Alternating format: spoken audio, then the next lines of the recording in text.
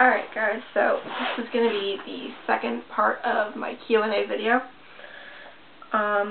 So Beth asked me what my favorite TV show, movie, and who do I look up to the most.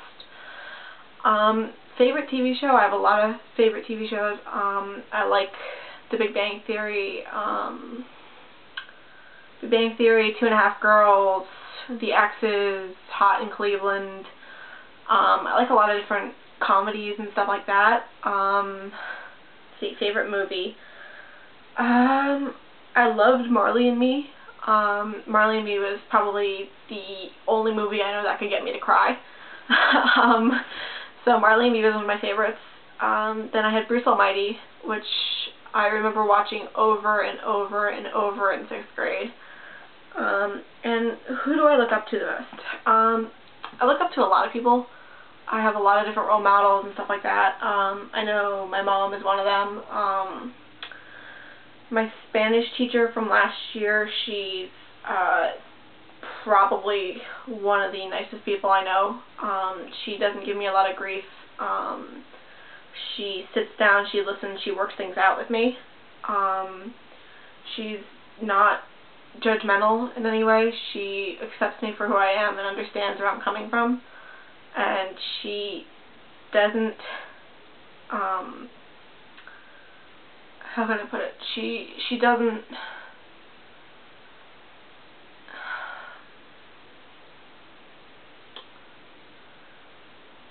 she doesn't put things off. She doesn't put things out there either. She'll sit there and hear you out and listen to you. I remember last year I just got back into school literally 2 days before a project was due for her class, and I remember I was flipping out at her. I was having a complete tantrum. I was screaming, I was yelling, I was kicking desks. I was insanely upset about this project that was to be due in 2 days, and I was flipping out at her for no reason. And she just sat there and just went, "Yep, I hear you, I hear you." So it's just one of those things that people who can sit down and understand and comprehend about what I go through and what I've been through, that sort of work. I always pick sort of strong, concentrated people to emanate towards and to talk to and trust.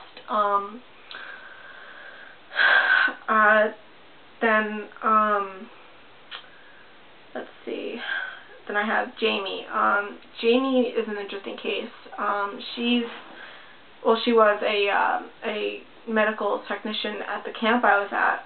She was an EMT, first aid certified wilderness responder, and she was my guide for 3 weeks. And I was at this camp in Maine, and this camp in Maine was a therapy camp. And I was there for 6 weeks, and 3 of the 6 weeks I had Jamie as my medical technician. And the first week I was there, I hated it. I wouldn't come out of my room. I wouldn't talk to anybody. I would basically eat a slice of toast, and that was it. And I'd sit in my room during our break. We'd have a 2-hour break after school, and I'd sit in my room and I'd write letters to my parents, and I'd be sitting there. And she walked in one night and just sat down on the floor and just said, "Hey, I'm Jamie." And I'm sitting there, the first comment out of my mouth was, "And your point is?"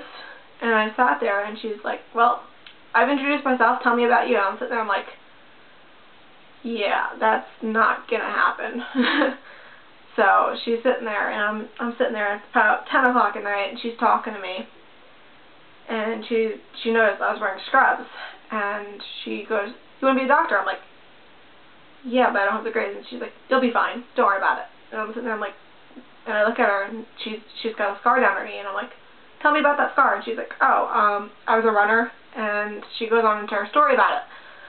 But she and I were really close, and 6 weeks after I left the camp, I didn't graduate from the camp. I made it to the 5th level before I had to come home to Jersey, but I remember I'd write her every other week, and she's technically not allowed to respond to me, but there were several occasions where I called the camp, and because I'm friends with the director there, I talked to the director, and she would put Jamie on the phone with me, and we'd talk for a little bit.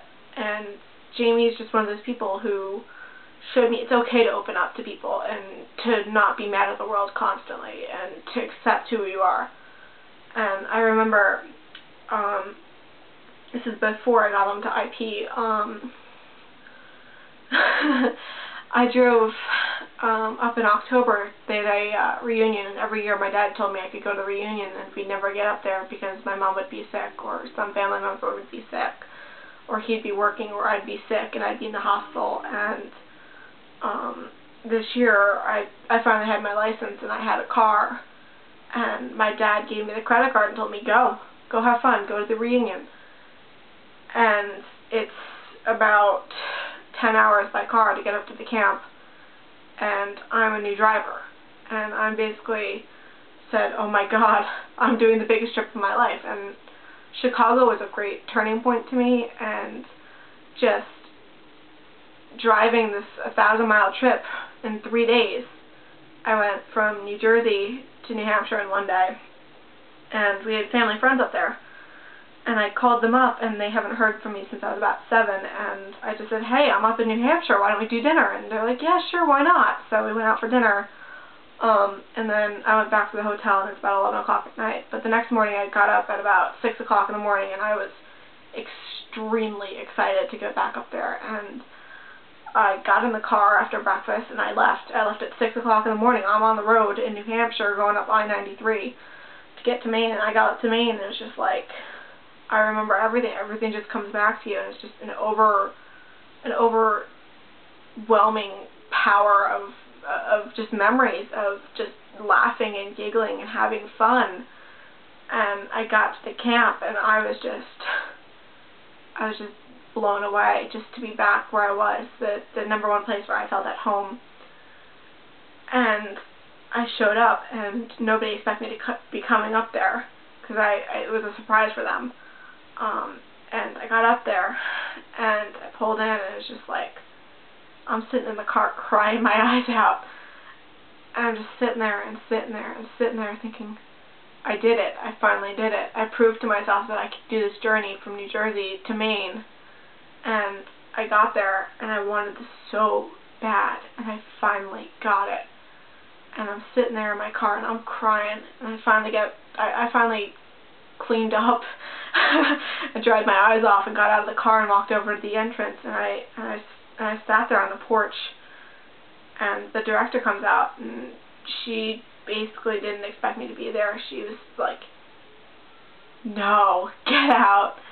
So that was fun. But Jamie didn't even expect me to get up there, and I made a promise with Jamie that I'd bring her a bottle of hot sauce because she was a hot sauce freak. And I brought a bottle of Cholula hot sauce up there, and it was just one of those things that you can't describe unless you've been there. And just to see her again was just unbelievable, because you forget how much people mean to you until they're gone. And it's not like death. Death is one thing that I'm okay with, but it's just one thing to see these people that you remember from being this immature brat being sent away to reform, and you come back another 4 years later, you're now a 1.5 feet taller, you have a license, you're graduating, you got into college, and you have your life laid out in front of you. And you go back up there and you just look back at yourself through a mirror of emotions and feelings, and you sit there and you go, was I like that? Was I really that annoying? Was I really that wrong?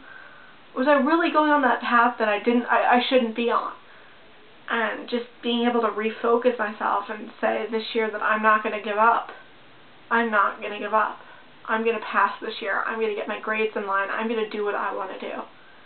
And just getting up there was just this huge, I can't even describe it. It's just one of those huge accomplishments that I proved to myself that I can drive 1,000 miles in 3 days on my own. I proved to myself that I can do what I want. And I'm not a prisoner in my mind. And just being up there was an unbelievable feeling, just getting back up there. So enough of that, because I'm going to cry. Let's see. What's another question I got asked?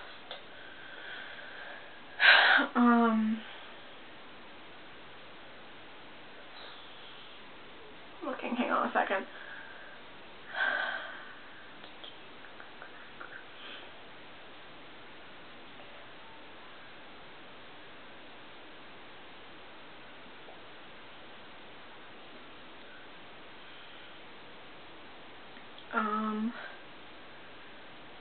Which Teenage Mutant Ninja Turtle would I be and why?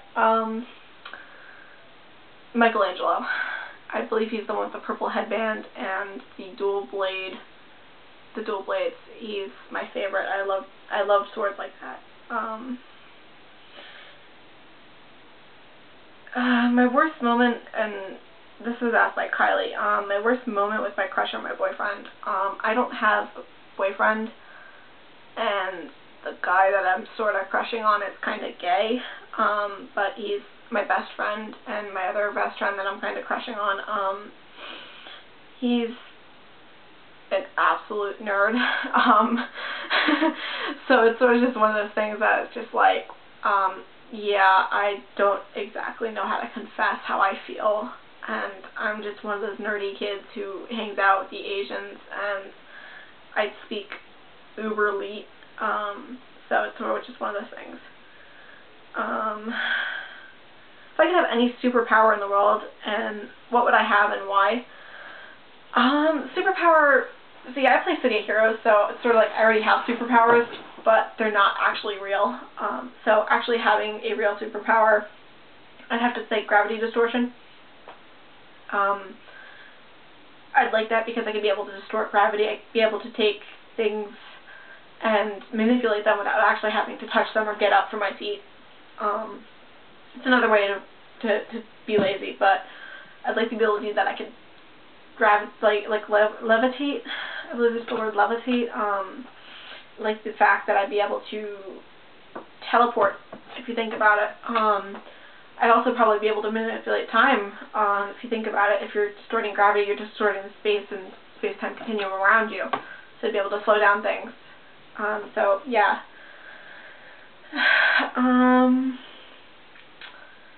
So that completes the second portion of this, and I'll see you on the boards.